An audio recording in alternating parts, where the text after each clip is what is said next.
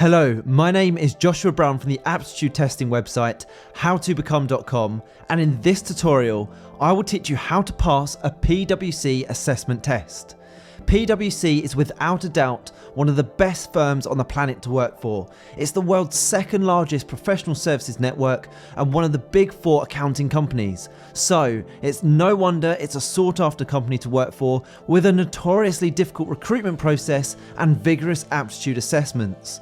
Therefore, if you have any kind of PwC Aptitude or Psychometric test coming up, then please make sure you stick around to the end, as I will help you to pass. To achieve that goal, this is what I will cover. I'll break down the different types of PwC Aptitude Test questions that will come up during your assessment test that I strongly recommend you prepare for. I'll also provide you with step-by-step instructions on how to tackle PwC assessment test questions. I'll then give you essential tips to help you pass your PwC aptitude tests at the very first attempt. And I'll also make sure to give you example questions for you to try live on screen. Now, just very quickly, please don't forget to subscribe to my channel, because I want to help you to pass your assessment tests, and I can only do that if you are subscribed. And please don't forget to hit that like button, because this tells me you find these tutorials useful. Okay, let's get started with the first PwC style aptitude test question that I recommend you prepare for, and that question type is numerical reasoning tests. So numerical reasoning tests are a very popular category of job aptitude tests that are almost certainly going to appear on your PwC assessment test. So I have ensured I've put together the most frequent numerical question types used to help you to practice and pass. Let's start off with this percentage question to warm you up. Question 1. Pankaj is doing some online shopping and purchases cufflinks for $6.50. He receives 15% off his final purchase and pays with $10 of store credit. How much credit remaining does Pankaj have? Is it A, 98 cents, B, $4.48, C, $3.50, D, 96 cents, or E, $3.60. Now, when dealing with numerical reasoning questions like these, first work out the key information you need. You'll notice I've put the key information in bold within the question. $6.50, 15% off his final price, and he pays with $10 of store credit. So to work out the answer to this percentage question, we first need to work out 15% of $6.50. To do this, we need to divide $6.50 by 100 and then times it by 15 to get that 15%, and that gives us 98 cents.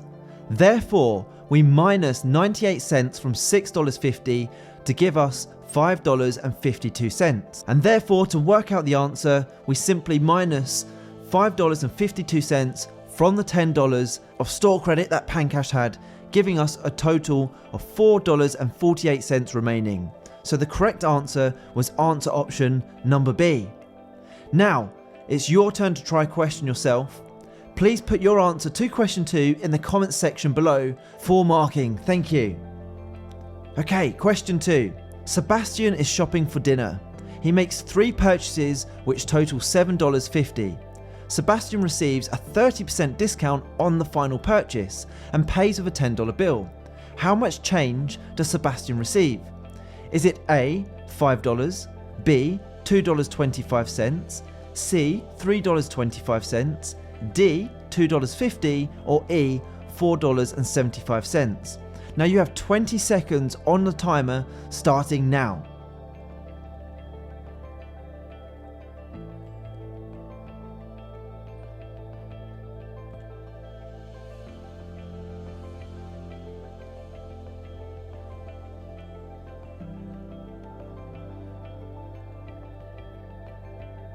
How did you get on?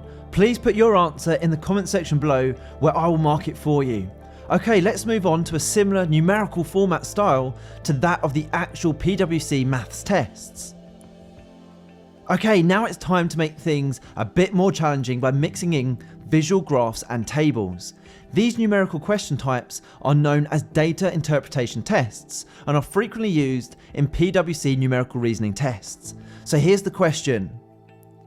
If you were to purchase 3 donuts and 5 cupcakes using a $20 bill, what percentage of your money will you spend? So here's the table of data. Would you be spending A, 5%, B, 10%, C, 15%, D, 20%, or E, 25%? Now, numerical data interpretation questions look way more intimidating than they actually are. The trick here is to find out the relevant information you need and disregard the rest. Most of the information will be redundant. Here, we only need to look at the rows of the donuts and the cupcakes. The information based on the flapjacks and cookies are redundant and isn't needed, so we can remove it like this. Now you can see that already looks way less intimidating, and it just gives us the simple data that we need. So to answer this question, first, we need to work out how much you spent. To do this, we would do 3 times 35 cents, which would give us $1.05. That's the cost of purchasing 3 donuts. And then we'd also spend $2 for a pack of 5 cupcakes. And by adding those together, we get $3.05. Next, the calculation to work out the percentage is a really simple one. It is percentage equals the value divided by the total value, and then we just times it by 100. So this is what that looks like with this formula in place. It's $3.05 divided by 20, which equals 0.15, and we times 0.15 by 100 to give us 15, which is 15%. So the correct answer option is answer option C. Now if you need to, rewind the video slightly and watch that again, and make sure you follow along really closely so you really understand this calculation, because this is going to be integral to passing PwC assessment questions. So now it's your turn. Please put your answer to question 4 in the comments section below the video for marking. Thank you. Question 4. What is the percentage change in the number of females who play the guitar from 2022 compared to 2023? Is it A, B, C, D, or E? Now, just as before, to answer this question, you will need to sift out the information you need from the table. Remember, most of the data in the table is redundant. Once you have the data you need, you can apply a similar percentage calculation from before to work out your answer. So 30 seconds on the timer starts now.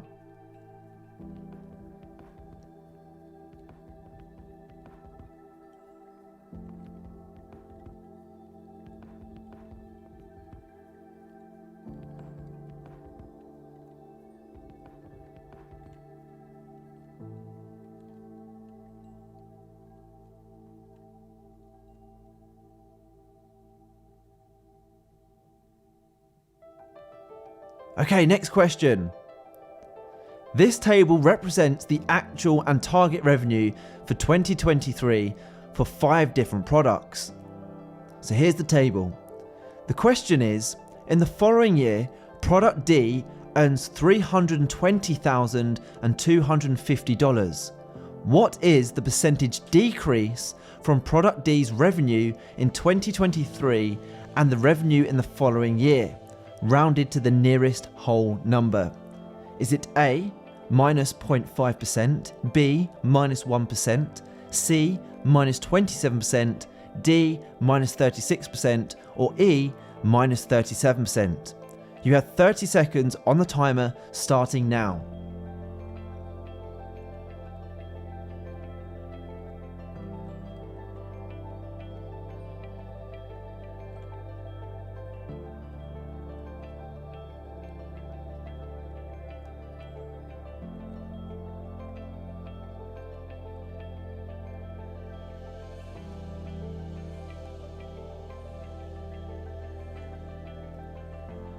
Okay, here's another PwC numerical reasoning test question for you. Below is a table representing costs for different products. Product Z gets taxed 25% of the total sales revenue. What would the total sales revenue be with tax for product Z? So here's the table of information, and is the answer A, B, C, D, or E? 30 seconds on the timer starts now.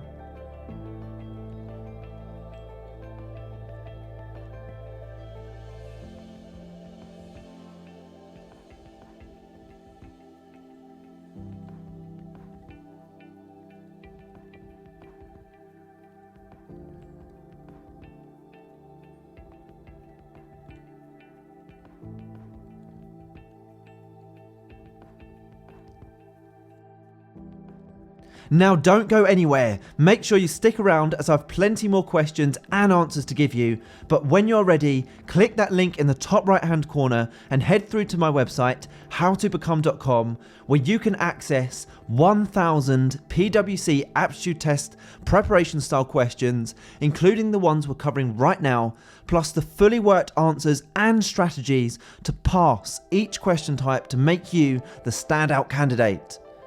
Now, let's move on to the next PwC question type, which is verbal reasoning. English comprehension tests are a popular type of PwC aptitude tests. Here's the question. Read the below passage carefully and answer true, false, or impossible to say based on the statements made. So, the below passage is an opinion piece from a columnist. Electric cars are set to become the future of the automobile industry, and the UK government wants to ensure the UK becomes a major player in the quickly expanding market for electric vehicles. To achieve that goal, the UK must encourage car manufacturers to build the electric vehicles here, and to do that, so-called gigafactories, where car batteries are produced, must be built throughout the UK. Batteries are heavy and bulky, which makes local production much more desirable. So to answer these types of verbal reasoning or comprehension style questions, you must be able to demonstrate that you can accurately interpret and remember the data within the passage. Take your time to read. Accuracy is most important. So, here's the first question based on that passage. Local production of batteries will likely attract car manufacturers. Is that true, false, or impossible to say? Well, the correct answer is true.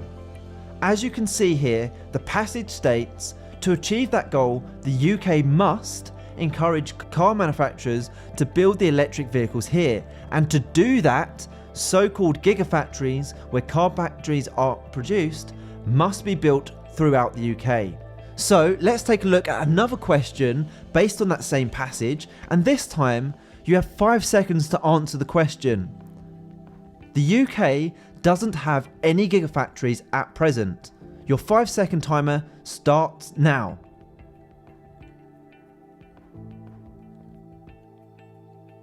How did you do? Well, the correct answer is impossible to say.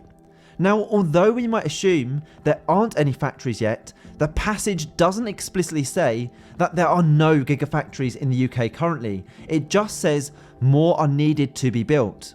Therefore, we can never assume. We can only answer based on the facts that are written in the passage. In other words, we have to take what the passage says as truth, and we cannot make assumptions. Select your answer based on what the passage actually says. Let's try another one, and this time, please put your answer to question 9 in the comments section below the video for marking. Thank you. So, read the passage below carefully and answer true, false, or impossible to say based on the statements made. The below passage is a statement from a local news report. The reintroduction of beavers into local rivers could benefit other animals and reduce flooding risk, says a local wildlife trust. Across the country, the dam building animals have previously been released into the wild after being absent for hundreds of years. The impact of the reintroduction seen elsewhere has shown that they can alleviate flooding by building dams, and as such, the slowing of the water's flow is helping other species thrive. So here's the statement. There are some beavers already in the local rivers. Is that true, false, or impossible to say? Your 5-second timer starts now. So how did you get on? Here's another question. Fish are benefiting from the reintroduction of beavers elsewhere. Is that true, false, or impossible to say? Your 5-second timer starts now. Let's take a look at another statement. This time it is, beavers have been responsible for flooding. Is that true, false, or impossible to say? 5 seconds on the timer starts now.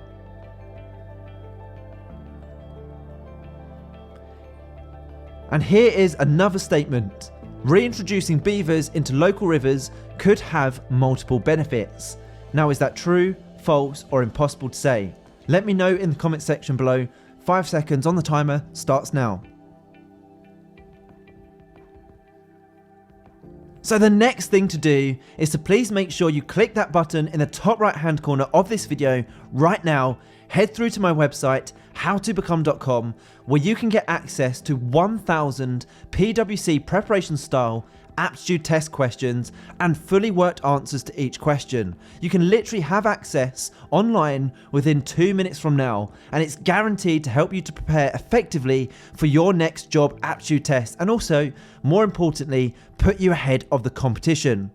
I hope you've enjoyed this tutorial. Please don't forget to subscribe, as I'm on a mission to help as many people as possible pass their aptitude tests and their job interviews, and I can only do that if you are subscribed. Please also hit that like button, as that encourages me to make more videos just like this one. And if you have any questions regarding aptitude tests, please feel free to put these in the comment section below, where I will get back to you. And finally, if you would like to connect with me on LinkedIn, I've put my LinkedIn link in the description below.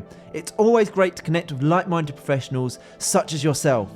Thank you so much for watching. I wish you all the best for your assessment. Have a great day.